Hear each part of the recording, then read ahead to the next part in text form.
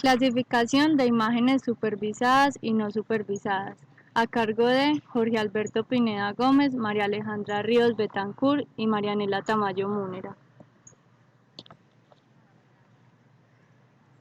Para poder entender en qué consiste la clasificación supervisada y no supervisada de imágenes, es necesario tener claros algunos conceptos. La teledetección. ¿Qué es? Es un modo de obtener información acerca de objetos, tomando y analizando datos sin que los instrumentos empleados para adquirir los datos estén en contacto directo con el objeto. En la figura se muestran los componentes de un sistema de teledetección, los cuales son la fuente de energía. La más habitual es el sol. El segundo componente es la cubierta terrestre. Cada grupo de objetos de la cubierta terrestre, como suelos, aguas superficiales, superficies urbanas, dependen de sus características y naturaleza, reaccionan de forma distinta ante un flujo de energía incidente. El tercer componente es el sensor, el cual codifica la energía captada digitalmente en el rango, cuyos valores dependen de la resolución radiométrica del sensor. Si los cuerpos absorben o transmiten mucha energía y reflejan poca, los valores registrados por el sensor serán bajos. Por ejemplo, las masas de agua en algunas regiones espectrales del visible, rojo y verde, o en el infrarrojo cercano y medio. Otros cuerpos son muy reflectivos y el sensor registrará valores elevados. Este es el caso de masas vegetales que pueden estar en el infrarrojo cercano. El cuarto componente son las estaciones receptoras. Están distribuidas convenientemente en la superficie terrestre. Es el lugar donde se graban los datos y luego de diversos procesos las imágenes son distribuidas a los usuarios. El quinto componente sería el intérprete. Este se encarga de tratar visualmente o digitalmente por medio de programas informáticos las imágenes. Finalmente, el último componente es el usuario. Es quien le va a dar un uso adecuado a las imágenes.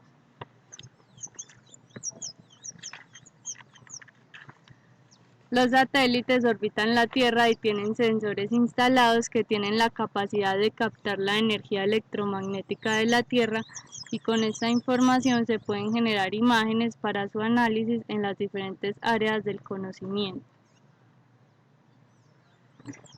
El espectro electromagnético se entiende como las diferentes longitudes de onda y va desde los rayos cósmicos hasta los rayos de microondas. La firma espectral es la huella digital de cada objeto en el espectro electromagnético y esta se mide en términos de reflectividad.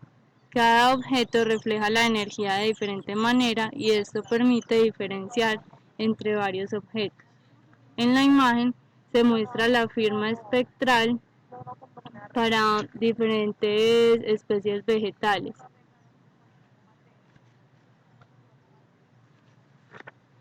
La vegetación absorbe la mayoría de la energía azul, de 380 y 500 nanómetros, y una porción de la energía roja para realizar sus procesos fotosintéticos, mientras que la energía verde es reflejada.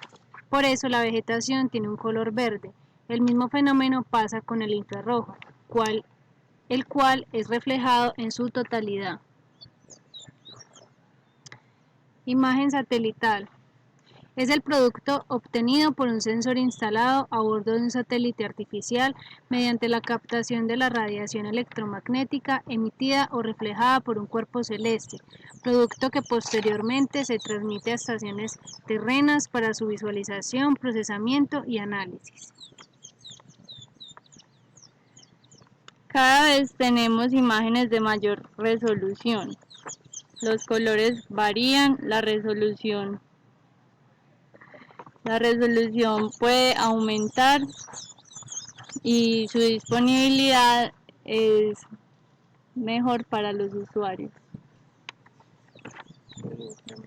Tipos de sensores. Entonces, existen sensores pasivos y activos. Los sensores pasivos dependen de una fuente electromagnética externa, en este caso el sol. Se denominan sensores ópticos ya que captan el espectro visible y parte del infrarrojo. Son muy útiles para monitorear variables en campo. Entre las variables se encuentra la vegetación. El sensor de Landsat, que es OLI, capta información en 11 bandas. Quiere decir 11 bandas es igual a 11 imágenes. Y los sensores activos, estos emiten su propio pulso electromagnético y principalmente se encuentran en la zona de microondas. Sensores radar, LiDAR, que es un láser que es muy útil para medir distancias.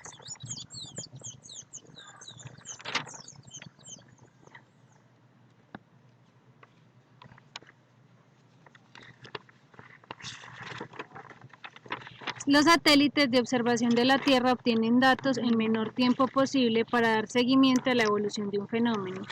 En el ejemplo de la imagen se observa cómo fue la evolución de Dubái, desde que era solo un desierto hasta lo que se construyó.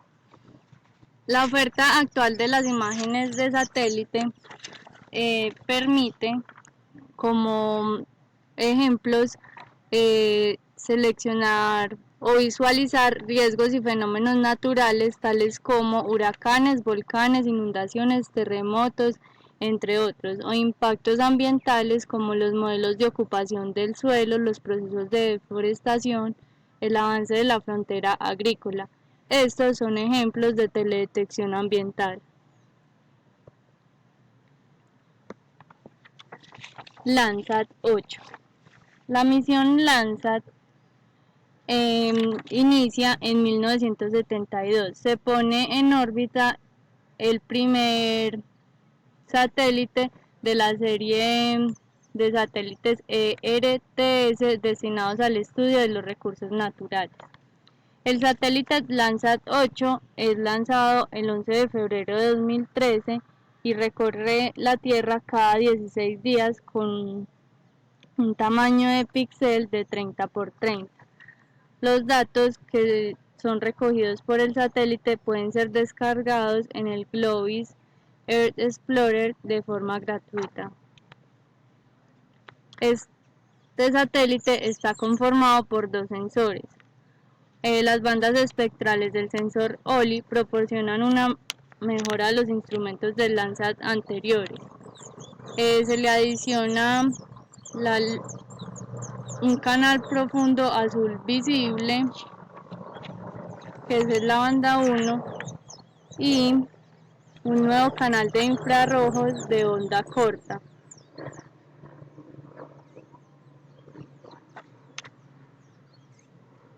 El otro instrumento es el TIRS. Recoge dos bandas espectrales para la longitud de onda cubierta por una única banda en el TM anterior y sensores ETM. Estos son sensores que proporcionan una relación señal-ruido en el rendimiento radiométrico cuantificado en un rango dinámico de 12 bits. Bueno, ya por fin llegamos a la clasificación de imágenes. La clasificación de imágenes es la tarea de extraer clases de información de una imagen de raster multibanda. El raster resultante de la clasificación de imágenes se puede utilizar para crear mapas temáticos. Existen dos tipos de clasificación, la supervisada y la no supervisada. La clasificación supervisada se separa en una serie de pasos. Tenemos trabajo de campo, identificación y selección de sitios de entrenamiento, selección del método de asignación de píxeles, evaluación de la clasificación y por último preparación del mapa temático. En el trabajo de campo es necesario tener en cuenta que se debe procesar la imagen a utilizar de manera que se puedan identificar las distintas coberturas del terreno. Además, que la fecha de adquisición de la imagen debe ser lo más cercana posible a la fecha de salida a campo. En la identificación y selección de los sitios de entrenamiento, tenemos los grupos de píxeles que representan una clase o una categoría, de los cuales se extraerán datos como una media aritmética o una desviación estándar. En este paso se debe tener cuenta que deben ser representativas las clases. El número de píxeles está en función de la variabilidad y la extensión de la clase. Es decir, en este método, si tenemos una imagen satelital con diferentes coberturas vegetales, lo que hace el usuario es ayudarle al programa a identificar las diferentes clases. Entonces uno hace una serie de polígonos sobre ciertas coberturas y por medio de la herramienta identifica los píxeles y hace la clasificación debida. Tenemos selección del método de asignación de píxeles. Existen diferentes métodos que puede ser por paralelepípedos, por distancia mínima, por máxima probabilidad. Y por último, la evaluación de la clasificación, que una vez se realiza la asignación de los píxeles, el resultado de la clasificación será una imagen de una banda en el cual el valor de cada píxel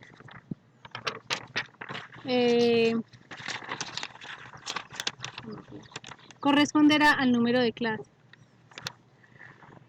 Y la clasificación no supervisada consiste en la agrupación de píxeles con valores digitales similares para todas las bandas, y cada una de estas agrupaciones son llamadas clases espectrales. Estas se supone que corresponden a un tipo de cubierta de terreno. Sin embargo, uno no es el que le indica la semilla al computador, sino que él arroja las clases.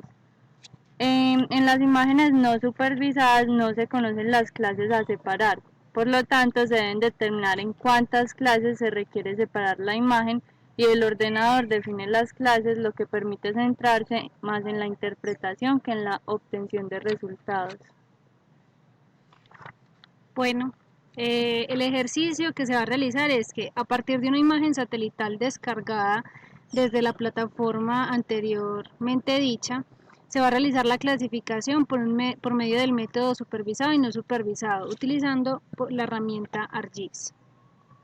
Entonces utilizaremos diferentes herramientas para hacer la clasificación. El isocluster, que ayuda a ejecutar la clasificación no supervisada en una serie de bandas del raster de entrada. La herramienta combina las funcionalidades de las herramientas cluster ISO, genera como salida un raster clasificado, y el valor mínimo válido para las clases que se le da al programa son 2. No existe una cantidad máxima, pero como mínimo 2. El Training Sample Manager es el administrador de muestras de capacitación, es el mecanismo para administrar las muestras de captación. Con él se pueden editar el nombre y el valor de la clase, combinar y dividir las clases, eliminarlas, cambiar el color de la visualización, cargar y guardar muestras de captación, evaluar muestras de capacitación y crear un archivo de firma. Y por último, el máximo, que ejecuta una clasificación de máxima verosimilitud sobre un conjunto de bandas de raster y crea un raster clasificado como salida. Por defecto se clasifican todas las celdas de raster de salida en donde cada clase tiene una ponderación de probabilidad. Esta es la herramienta que utilizamos para realizar la clasificación supervisada. Muchas gracias.